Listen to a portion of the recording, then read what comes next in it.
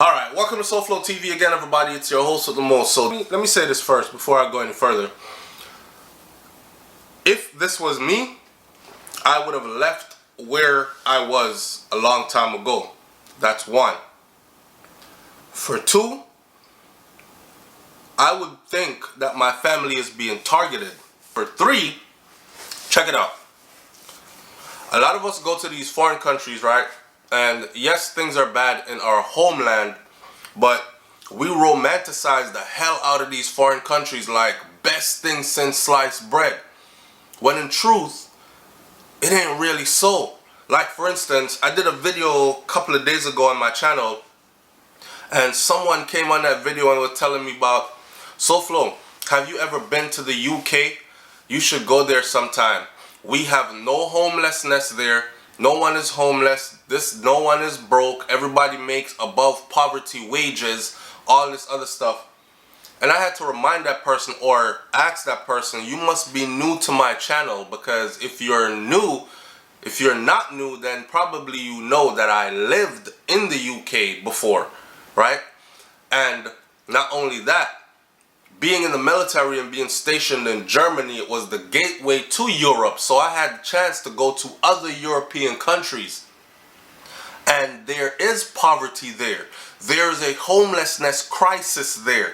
But particularly in the UK. But this brother is telling me about how he just got there and things are so nice and his family has been living there forever. And yeah, things are nice with your family there because someone had paved the way. But don't act like they don't have issues. Now, this particular family now, this time we need justice. Grief of parents whose 3 sons were killed. I don't know if you could imagine losing 3 sons out of your 7 children, but I can only imagine that's heart-wrenching. I know losing 1 is painful as hell, so I don't know how they survived. 3. John and Linda Burke Monerville say loss of their son, of their 3 of their 7 children, feels like a terrible dream. A couple who have lost 3 sons in separate killings in the UK, have voiced their despair over youth violence in London. And a lot of my subscribers are from the UK, particularly living in London, and they've been asking me for a long time now, SouFlo, please do something on the violence, the youth violence that's going on in London, because it's out of control. And I've seen a lot of documentaries on it, or a lot of YouTube videos and big documentaries on it, and one thing I did notice was it was the same black on black thing again. And on top of that, I noticed, because when the parents came out to talk, yeah, it's my son, you know, and we came here from Jamaica, and I said, damn. So majority of these have some Jamaican background as well. Wow.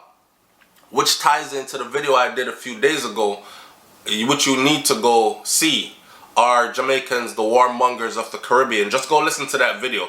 Anyways, so in their first interview since the 3rd death, which happened last month, so last month they lost a 3rd child, John and Linda Burke Monerville said the loss of 3 of their children felt like a terrible dream and described their emotions as a multiplicity of grief.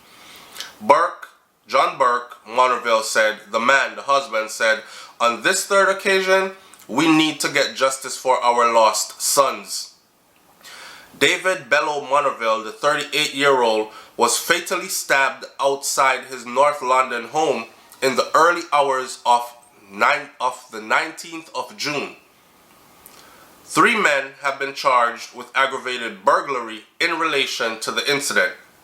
His brother, Joseph Burke Monerville, was shot in 2013 in a case of mistaken identity. He was 19 years old. Their oldest brother, Trevor Monerville, he was stabbed to death in 1994, and he was 26 years old then. No one has been convicted of either of these killings.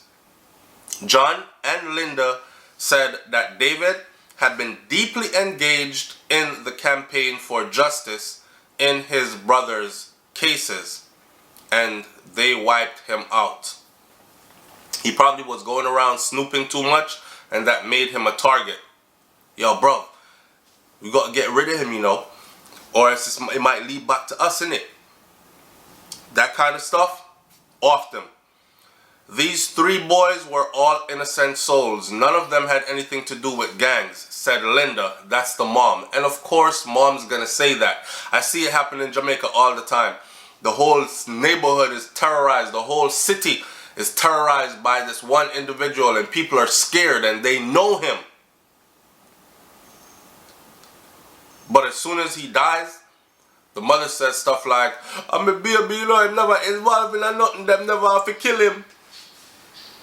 Our family has never had issues with police or social services. I was a teacher and I always taught my children the value of education. I don't understand why this keeps happening to us.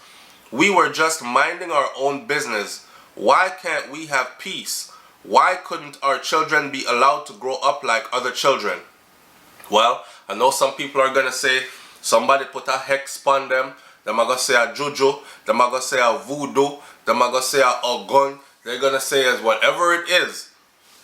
Others are going to say, nah, something is very wrong with this family. Those boys were involved in things that their parents don't know about. And usually, siblings, boys, they normally cling close, especially if they're involved in wrong dealings, and definitely don't let mommy and daddy find out about it, right? And the Nigerian culture is such where the parents are held in high regard, and they won't use curse words in front of their parents. They won't, especially if their parents are the type to suit and tie it, and you're going off to boarding school and you ain't gonna be involved in all that.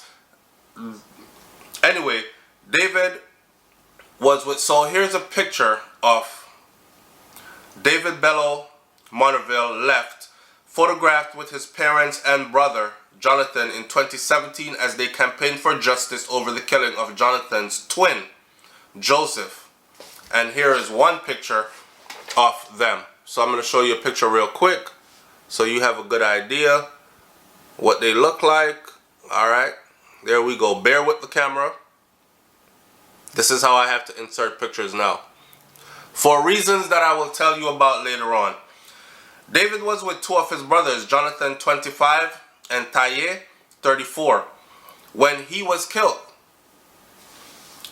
The three were charged with aggravated burglary and have been named as Francis Apigaye, which is another Nigerian, 27, Nathan Harwood, 27, and Khalil Rehman, 26. In February 2013, Joseph was killed as he sat in a car in Hackney, East London, with his twin Jonathan and his older brother David. Jonathan and David were injured in that shooting. These brothers were up to something. I don't care what anybody tells me. They're up to something.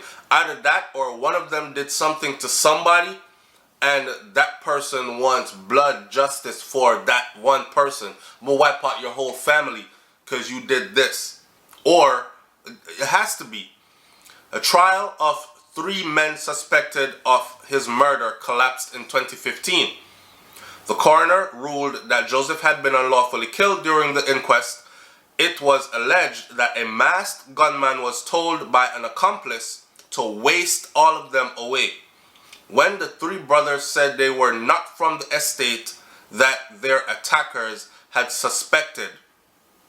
The twins' parents had previously sent them to boarding school in Nigeria to avoid them getting caught up in gang violence. The boys returned 7 months before the shooting and were both studying forensic science at London Metropolitan University. Isn't that ironic?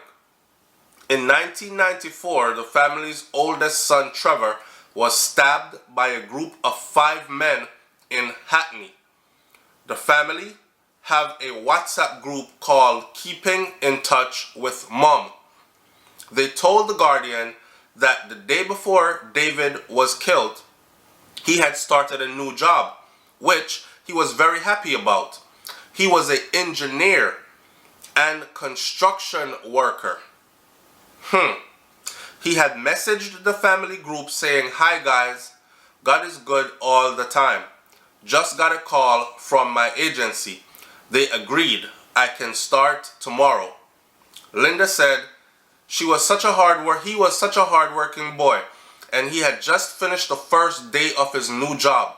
He finished work at 3:30 p.m., collected his two boys aged 7 and 12 from school, and then went to his second job working in a barbershop.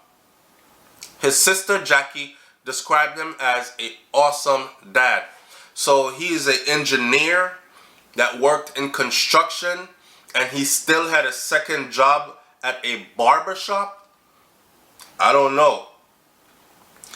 Everything was falling into place for him, and then this happened. Linda continued, "Our family is very close and loving. I can't accept that David is gone.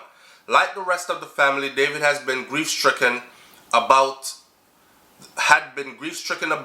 the death of his two brothers and working hard on a campaign for justice for them. Jonathan is still receiving counseling to help him deal with the trauma of witnessing his twins' killing. And here they are. This is the twins. Look at them.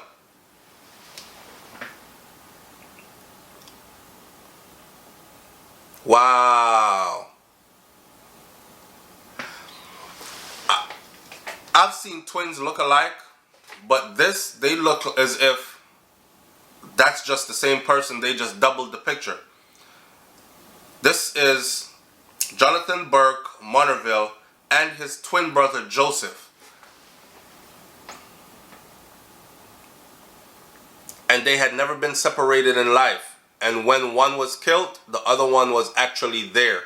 So you can imagine the mental anguish and the trauma. John Burke Monterville said, "We are a peaceful and loving family. On this third occasion, we need justice for our lost sons. We're asking ourselves what is happening to the younger generation. David was campaigning for justice for his two brothers when he was killed. As a grieving people, we would like to know, when will the violence stop? After so many years of pain and sorrow, I cannot believe that this has happened to us again. That once more a wonderful son had been taken from us." Linda Burke Monterville witnessed the incident that led to David's death last month. When she saw he had been stabbed, she screamed, "Not again. I can't afford to bury another one." So his mom witnessed the son stabbed. She said, "Our family is feeling this latest killing tenfold. No one can understand the multiplicity of our grief. Brothers Joseph and Trevor are buried side by side, but their parents want to move their caskets to a new plot. They have launched a crowdfunder to ensure that the three brothers can be buried together. We hope that finally we will get justice for our sons," Linda said. "It's all too much for us to carry on without help from the public. We will never ever get over this. We will never be at peace."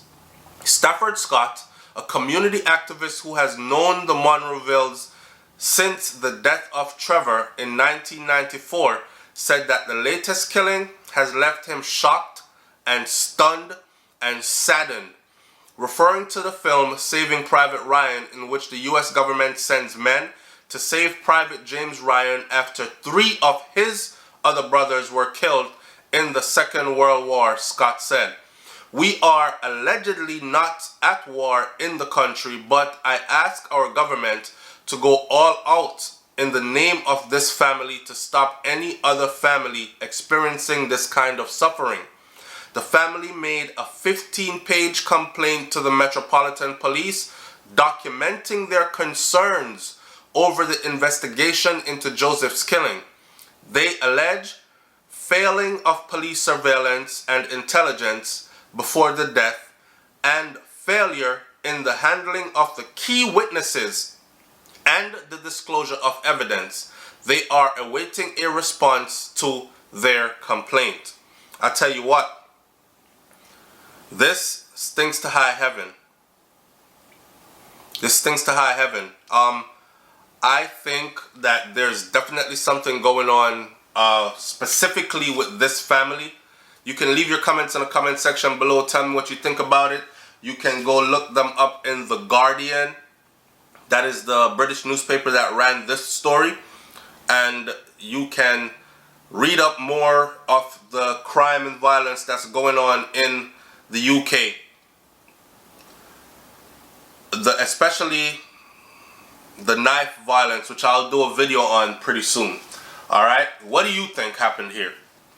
Do you think that one of these brothers did something, maybe ran off with somebody's drugs, lost it, cocaine? I'm not throwing anybody under the bus, but I've lived in the UK, London specifically, before, and I did make friends with Nigerians that were big into scamming, and they were big into moving cocaine around. And they, if you saw them, they were well nicely dressed, and everything was always Versace and this and that, and Audi cars and Beamers and Benzes, and they tight-knit family, respected by mom. One guy was 16 years old, and he bought his BMW at 16, and his mom lived upstairs in the estate and did not know that Fonz drove that red BMW downstairs. And it was Helen Fracas when she caught him driving it one day. Then she realized that her son might be involved in things that she knew nothing about. Do you think that this family was involved in stuff that their parents might not have known anything about?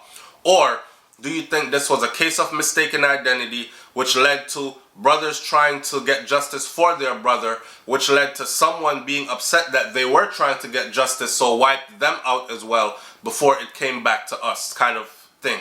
Leave your comment in the comment section below. I know for me, I would have packed my bags and I would have left London after the first one. I'm not sticking around. But to stick around for one, then two, then three. You have 4 children left, and I hope none of them are living in London. And if they are, then I would urge you to move them out as well. What do you think? It's SouFLoTV, man. Like, comment, share, subscribe, and shout out to my family, my subscribers across the pond. I'm out. Peace.